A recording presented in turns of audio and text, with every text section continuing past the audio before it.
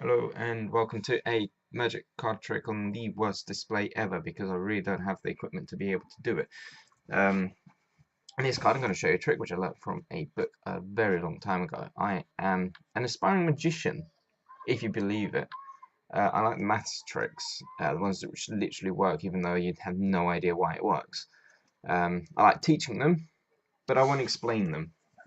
So I'll tell you how to do it, but I won't tell you why it works. In this case, you have your volunteer. I do not have a volunteer. I have you, but it's not really working because I have myself and a camera. It's not going to be working properly. So you got your volunteer. You tell them in this trick, face of the cards doesn't matter. This is not necessarily hearts.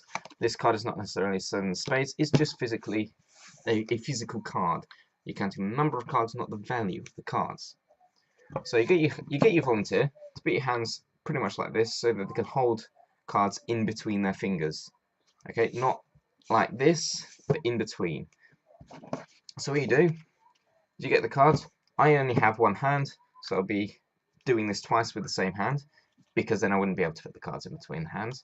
So you get your card, put them in between. You say even, simply because you're putting two cards in there. Not one card, not three cards, but two cards. Put in there. Yes, you might be able to see the value, but again, it's the number of cards, not the value of cards. They're not picking a card for the trick to work. Put two cards in between the next one, two cards in there, two cards in there, and I've run out of fingers. The other person will have a spare hand and carry on to that hand. I'm just going to put the cards over here for now and carry on with the same hand because I don't have another hand available. Two cards there, even, even, even, and the last finger, in between the last finger, you put one card. Say odd. It's one card, not two cards, not any other card, not any number of cards. Again, I'm just going to put it over here.